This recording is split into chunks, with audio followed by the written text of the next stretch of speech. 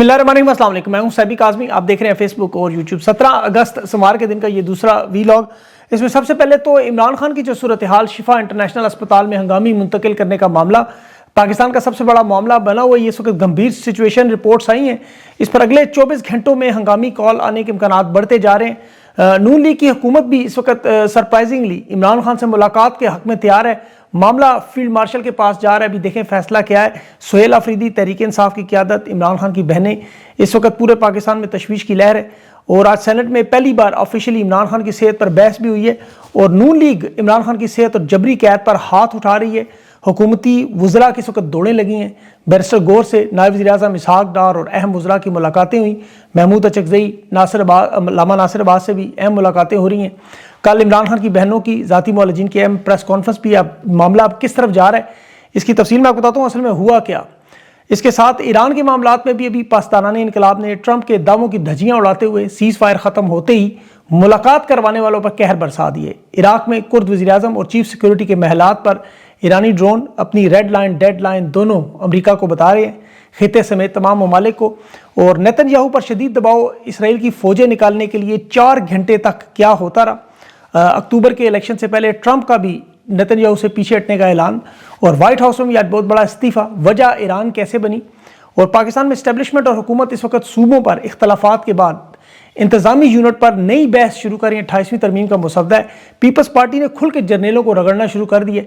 मामलात अलहदगी की तरफ जा रहे हैं। तफसील से बात करते हैं। सबसे पहले ईरान अमेरिका की अगर बात करूं, जो सीज़ फायर का वक्त ख़त्म हो चुका है। ईरान ने भी पहला हमला कुर्दिस्तान के वज़ीर-ए-आज़म के दफ्तर पर किया है। बैलिस्टिक मिसाइल और ड्रोन हमले थे। वज़ीर-ए-आज़म जो मसरूर बारज़ानी है वो बाल बाल बचे। और शदीद एहतजाज भी इस पर हुआ कि ईरान ने इंतहाई ख़तरनाक हमला किया।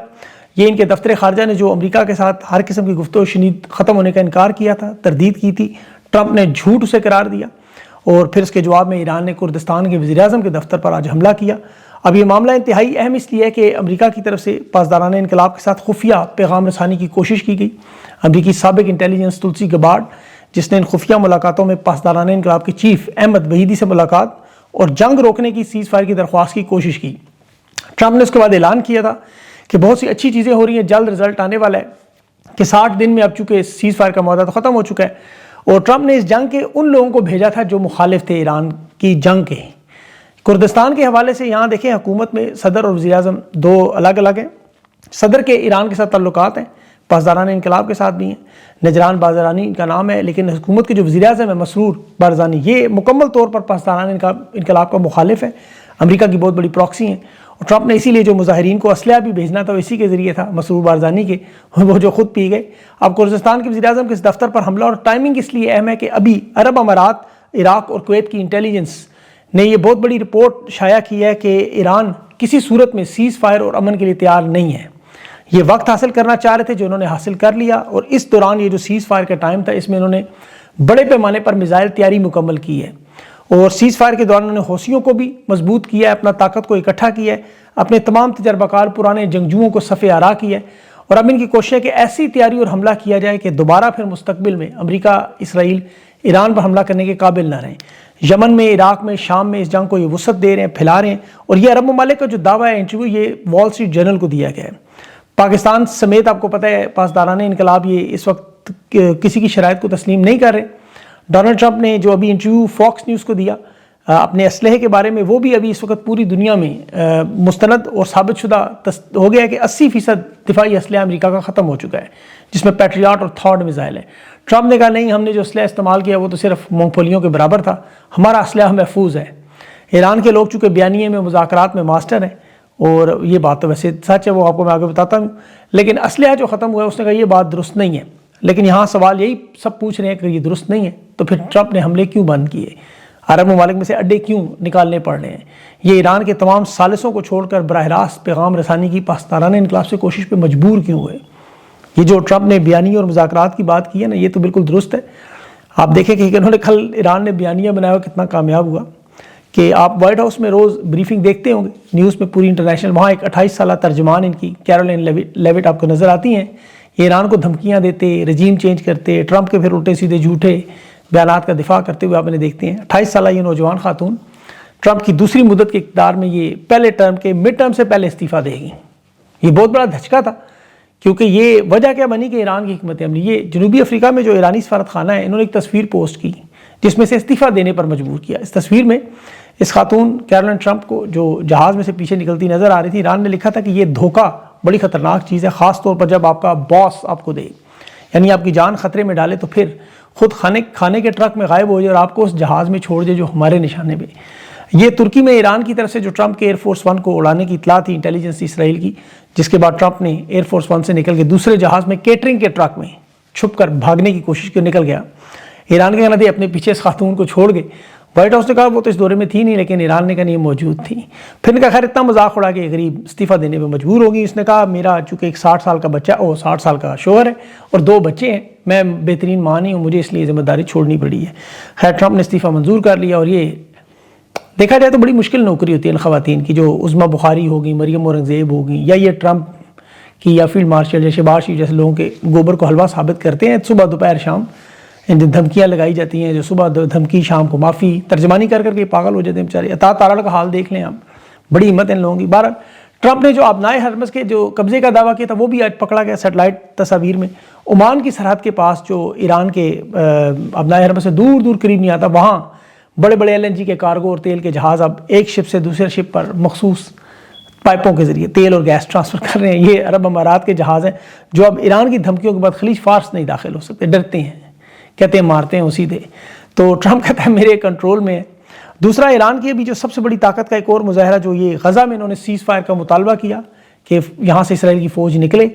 ڈونلڈ ٹرمپ نے فلسطین میں اب امن کے نام پہ ایران کو خوش کرنے کے لیے غزہ میں سے اسرائیل کی فوج کو نکالنے پر مجبور کیا ہے۔ ٹرمپ کا داماد ابھی پہلے حماس کے چیف سے ملا مصر میں، وہاں مصری فیلڈ مارشل عبد الفتاح سیسی بھی تھا، وہاں حماس کو غیر مسلح کرنے، اسلحہ واپس لینے پر راضی کرنے کی کوشش، اور ان کی شرط یہ ہے کہ اسرائیل پہلے اپنی تمام فوجیں غزہ سے نکالے۔ غزہ میں آپ کو پتہ ہے لبنان میں بلکہ 5000 لوگ ابھی شہید ہو چکے ہیں، غزہ میں تو ایک انتہا ہے۔ اور ٹرمپ کا داماد اس وقت نیتن یاہو سے اس کے بعد ملا 4 گھنٹے تک دباؤ ڈالتا رہا کہ یہ اگر اپنا اسلحہ دیں گے تو اس سے پہلے اسرائیل اپنی فوج غزہ سے فلسطین سے نکال لیں تاکہ ہم یہاں جنگ بندی اور سیز فائر کروائیں۔ اور ٹرمپ نے اس پہ باقاعدہ نیتن یاہو کو حکم دیا ہے، درخواست نہیں کی، حکم دیا ہے کہ اسرائیل فلسطین پر غزہ پر حملے بند کرے اور فوج نکالے، ورنہ دوسری صورت میں یہ اسرائیل کا وزیر اعظم نہیں ہوگا۔ اسرائیل کے سلیکشن پہ جو نیتن یاہو کے ستمبر میں ہے، اس میں اس نے کہا اس میں میں شامل تو نہیں، اکتوبر میں سوری، میں اس کی حمایت تو نہیں کر رہا، لیکن اگر یہ فوج نکالے تو ظاہر ہے وہ الیکشن ہار جائے گا، اور حماس نے اگر اسلحہ واپس نہ کیا پھر بھی ہار جائے گا۔ تو امریکہ میں لیکن تاثر یہ پیدا ہو چکا ہے کہ نیتن یاہو کی حکومت کو بدلنا اس خطے کے لیے انتہائی اہم ہے۔ اس خطے میں امن نہیں آ سکتا کہ اسرائیل کے ابھی قومی سلامتی کا جو وزیر ہے بن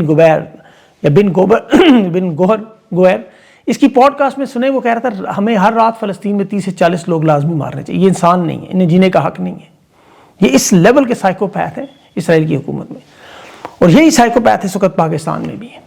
اسرائیل کے طرز پہ جو کچھ ہو رہا ہے پاکستان میں، اب عمران خان کا دیکھیں شفا انٹرنیشنل میں ہنگامی منتقل کرنے کا معاملہ کیوں ایمرجنسی بن گیا، اور یہاں پاکستان کی قوم سے بھی درخواست ہے کہ اس معاملے کو زیادہ سے زیادہ اٹھائیں، یہ 1-2 دن کی بات کر کے پیچھے نہ ہٹا کریں، اس پہ مسلسل اپنی کوشش جاری رکھا کریں۔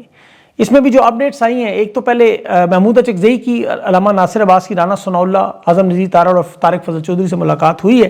یہ ایک پیشرفت کیونکہ اس میں عمران خان سے ملاقات کے لیے کل بہنوں نے ملنا ہے۔ اب میرے پاس اطلاعات آئی ہیں کہ اس حد تک یہ لوگ تیار ہیں، گارنٹیاں مانگ رہے ہیں کہ خاص طور پر یہ جو عمران خان کی میڈیکل رپورٹ ہے، یہ بہنوں کے ساتھ جو بات کریں گے وہ عوام کے سامنے نہیں آنی چاہیے۔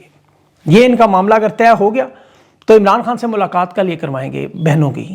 عمران خان سے ملاقات کے بعد ان کا یہ بھی کہنا ہے کہ کوئی خبر باہر نہیں آنی چاہیے۔ یہ یقین دہانیاں مانگی جا رہی ہیں، جس طرح بشرا بی بی فیملی ملتی ہے اس طرح یہ ملے، خاموشی سے چلے جائیں۔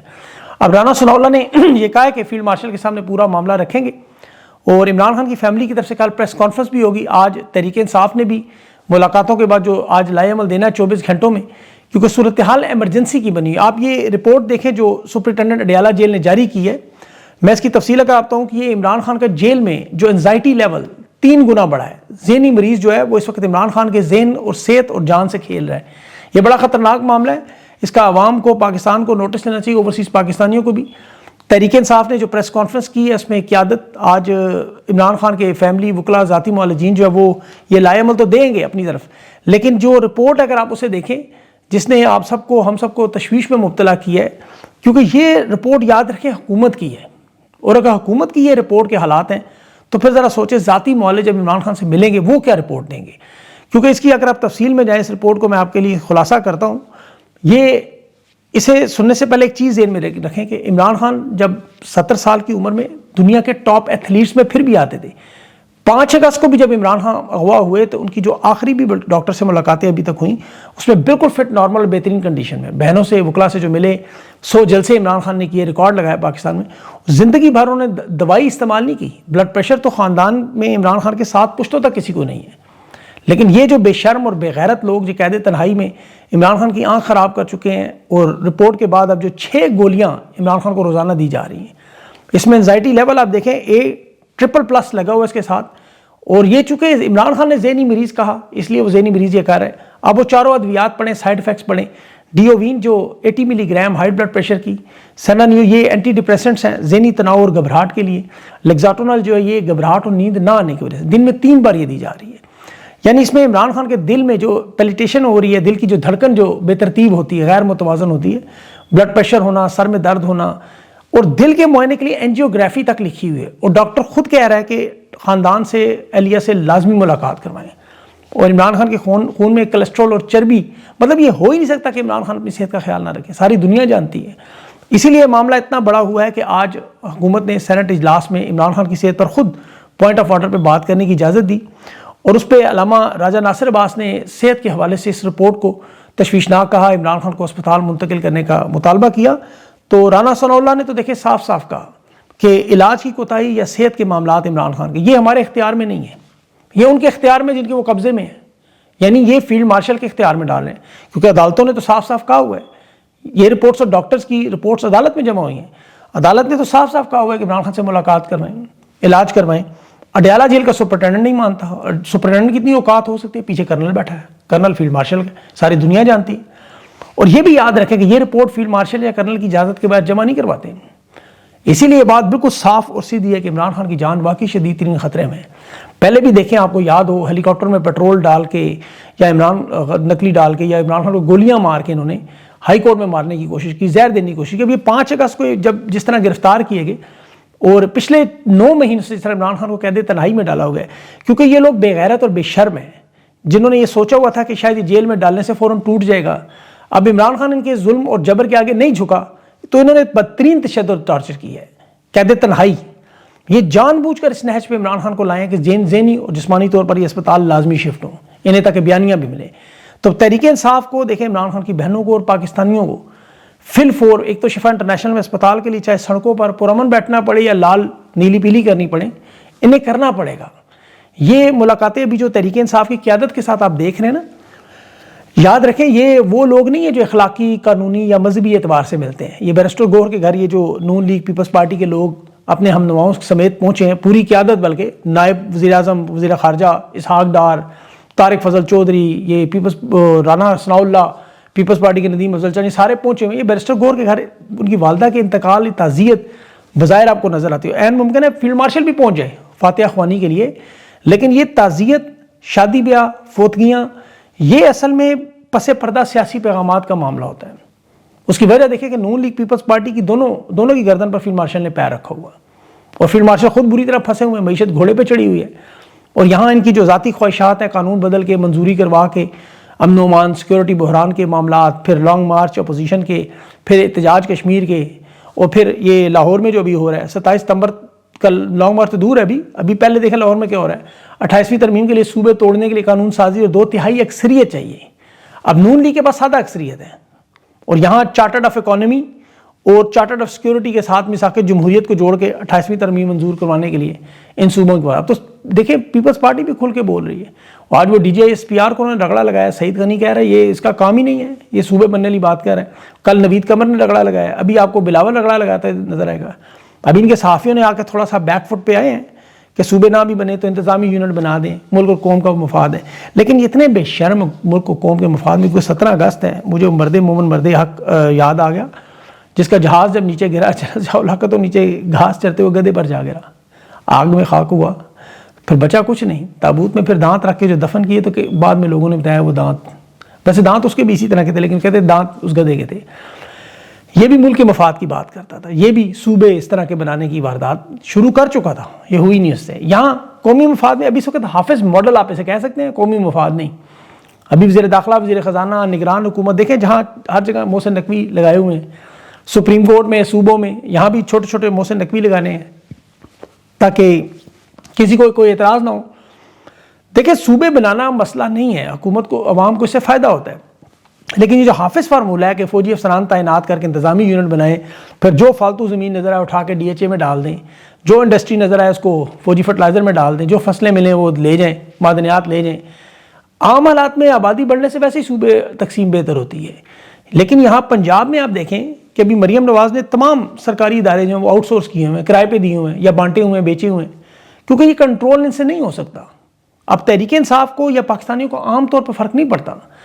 سندھ میں بھی یہ حالات ہے، بے نظیر انکم سپورٹ کے معاملات یا وہاں جو بھی وارداتیں ہیں، یہ صرف مالک بدلنا چاہتے ہیں اور سیاسی حکومتیں دونوں، شریف خاندان اور زرداری خاندان، سینٹرلائز پاور کی طرف سے ہٹنا نہیں چاہتے ہیں کیونکہ ان کا اقتدار ٹوٹتا ہے اس سے. نون لیگ پر ابھی جماعت اسلامی کو پنجاب میں وزیر اعلیٰ ہاؤس کے باہر انہوں نے دھرنے پر بٹھا دیا دباؤ ڈالنے کے لیے، کیونکہ 28ویں ترمیم کا مسودہ مکمل تیار ہے. پنجاب کو انہوں نے 3 حصوں میں تقسیم، 3 صوبے میں کرنا ہی کرنا ہے. خیبر پختونخوا اور بلوچستان کو 2-2 کی بات کر رہے ہیں. کراچی کو اور گوادر کو فیڈرل ایریا میں ڈکلیئر کرنا چاہتے ہیں تاکہ صوبائی عملداری ختم ہو. یہ پرویز مشرف نے یہی کام ضلعی عدالتوں کا نظام یا وہ ناظمین کا نظام لگایا تھا. اب یہاں جو پاکستان کے حالات ہیں اس میں تقسیم اتنی خطرناک ہے کہ بلوچستان اور سندھ میں خاص طور پہ، بلکہ کے پی میں بھی، کہ آپ یہاں دیکھیں جس طرح صومالیہ میں سومالی لینڈ بنا، سوڈان میں جنوبی سوڈان بنا، پاکستان میں مشرقی پاکستان بنا. وجہ یہ تھی کہ یہاں جب ایک جیسی زبان بولنے والے یا ایک جیسے کلچر کے لوگ، علاقے کے لوگ صوبائیت کی بنیاد پہ اکٹھے ہوں، ان کے ساتھ علیحدگی پسند یا کالعدم تنظیمیں حمایت کریں تو وہ پھر آٹومیٹکلی الگ ہو جاتے ہیں. بنگلہ دیش میں یہی ہوا تھا. اب بلوچستان کے یہ 2 حصے کریں اور وہاں پہ علیحدگی پسند ان کے ساتھ باقی لوگ مل گئے تو گیا وہ. کے پی میں بھی یہاں یہ حالات ہے، افغانستان سے منسلک جتنا ایریا وہ آٹومیٹکلی ہٹ جائے گا سائڈ. پیچھے یہ سندھ ہے، سندھ میں سے آپ یہ نکالنا چاہتے ہیں کراچی فیڈرل کے اندر لانا، تو پیچھے سندھ میں بچنا کیا ہے؟ اب پنجاب میں زور لگائیں جتنا مرضی، پنجاب میں بنائیں کینٹ، ڈی ایچ اے، جو مرضی کریں، لیکن یہ ظاہر ہے حکومت پھر جتنا عرصہ مرضی کریں، یہ حالات موزوں نہیں ہیں، اس ایڈونچر میں یہ مارے جائیں گے. اور میں نے جیسے پہلے کہا پاکستانیوں کو یا تحریک انصاف کو کوئی فرق نہیں پڑے گا. نون لیگ پیپلز پارٹی میں البتہ یہ لڑائی کا جو جتنا مزہ آپ نے لینا ہے لڑائی کا وہ لے لیں، مزہ لڑائی کو ہی آنا ہے. آخر میں روس یوکرین کی خبر دے دوں بس آپ کو، پھر اگلے ویلاگ میں انشاءاللہ بات کریں گے. یوکرین کو روس نے 6 مہینے کا وقت دیا، 6 مہینوں میں تباہی پھیرنی ہے، ہر صورت میں فتح حاصل کرنی ہے فوج کے ذریعے، اور اگر نہ ہوا تو پھر مذاکرات کریں گے. اب ان 6 مہینوں میں جنگ نیٹو کی طرف بھی جا سکتی ہے، یہ اگلے ویلاگ سے میں ذکر کروں گا کسی میں. لیکن اب خان کے معاملے پر پلیز اس کی آواز اٹھائیں اور یہ معاملے کو زیادہ، آپ لوگ مجھے گلہ کرتے ہیں کہ آپ زیادہ بات نہیں کرتے، آپ لوگ اس چیز کو زیادہ تشہیر نہیں کرتے. آپ لوگوں کا کام ہے اس کے کلپس نکالیں. میں نے نہیں دیکھا کہ کبھی عمران خان کا متعلق جو آپ لوگ کلپ نکال کے اس کو، میرے تو تھمب نیل پہ عمران خان کی تصویر کے علاوہ کبھی کوئی بات ٹیم وہ بھولتی ہی نہیں ہے، سوال ہی نہیں پیدا ہوتا. آپ لوگ اس چیز کو خود پروموٹ کرنا چاہیں، آپ کرتے نہیں. آپ تھوڑی سی جان مارا کریں، آپ لوگ بھی سست ہیں بڑے، جب تک دھکا نہ لگے آپ لوگ بھی کرتے نہیں ہیں. یہ اس معاملے کو اٹھائیں، یہ بڑا تشویشناک معاملہ ہے. 2-4 دن بات کر کے خاموش نہ ہو جایا کریں، ریگولر بنیادوں پہ اسے، آپ کی بھی ذمہ داری اتنی ہے. اپنا خیال رکھیں، انشاءاللہ اگلے ویلاگ میں بات کریں گے تفصیل سے. اللہ حافظ.